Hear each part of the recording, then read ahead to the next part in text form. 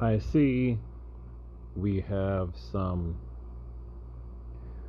dude that wants to stand out by talking about Tariq Nasheed, and I'm here to tell you that you have already lost. These people are already apologizing to FBA.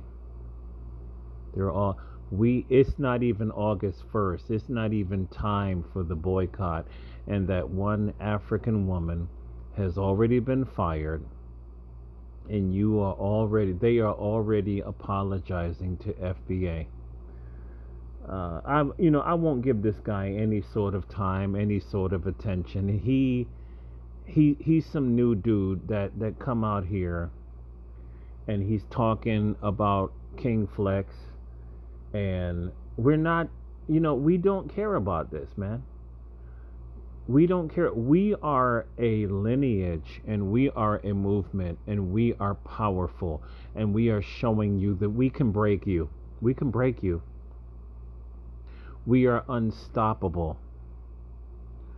There is enough of us that identify with this. We don't give a shit if you want to pull in the stragglers of our people that want to still call themselves African American. We don't care about these people. There's always going to be dead weight in every group that will not join in the revolution. The FBA, this is a revolution. We are revolting against everybody, and everybody can get it. We have the greatest power in the world. We have economic power, and we can boycott you. We can stop buying your products, and not only that, we can protest in front of your stores, and we can get you out of here. This is the reason why these Africans are apologizing right now, because they know we are not fucking playing with none of you. None of you. And it goes for every other group. Every group that treats us like shit, you're gonna be gone.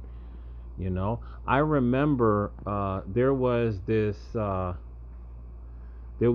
Jamaican store, Jamaican restaurant. This is a stone-coated steel roof that will last you a lifetime. It could take a Jamaican restaurant that was in my area, and I remember a few people said it was decent food, and I think that was like literally the first time I had Jamaican food in my life. And I walked in the door, and it was the woman that I heard that owned it. She was a Jamaican woman, and I looked at her, she looked at me, and I was waiting for her to say hello to me. She goes, "What do you want?" And I looked at her like, "Excuse me?" And she goes, "What do you want?" And I said, "Can I have curry chicken?" She goes, "Okay." Like, she was so fucking nasty.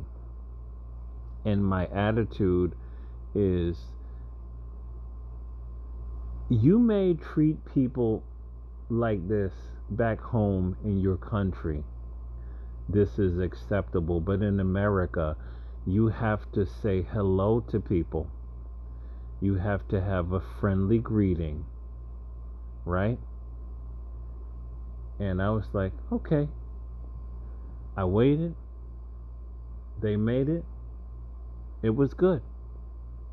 And I left. And I said, wow, she was rude. And a bunch of people in the area were like, that's just the way they are. And I was like, they need to stop being this way. You know what I'm saying? So I came back in maybe a week, 2 weeks later, and she was like, same thing. What do you want? I said, I want you to say hello to me. And she didn't say anything. I said, okay. I said, can I have curry goat? She goes, yeah. And I said, could you make it very spicy? And she goes, we don't do that. I said, why not? Because people complain it's too hot. I said, I can handle too hot. She goes, no, I'm not going to do it. And I said, okay, goodbye. And I walked out of there, and I never came back. And it was a couple of months later, the FBA in that area, they got tired of her shit, and they stopped coming. And that place has been closed for a couple of years. This is the reason why they are apologizing, because we can break you. We can break everybody. You need us. We are the majority in this country. It's not like white people are busting down the door to eat Jamaican food and African food and all this other stuff and Caribbean food. This is not happening. The number one foods in this country are fast food, and after that, it's Mexican food. It is what it is. It is.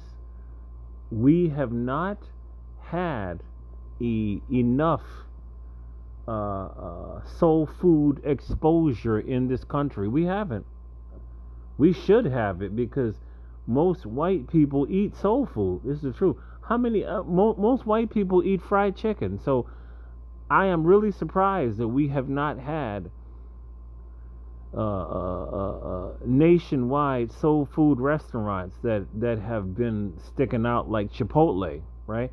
But we can break you. So I don't care if you were talking about Tariq Nasheed. I don't care. He's not a leader.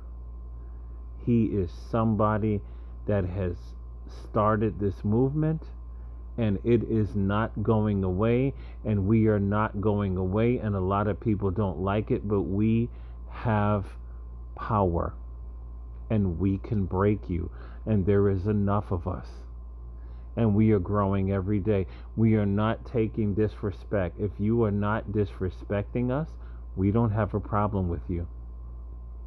But it's funny how that woman, that African woman, got fired after she was talking about going to war with FBA. She got fired.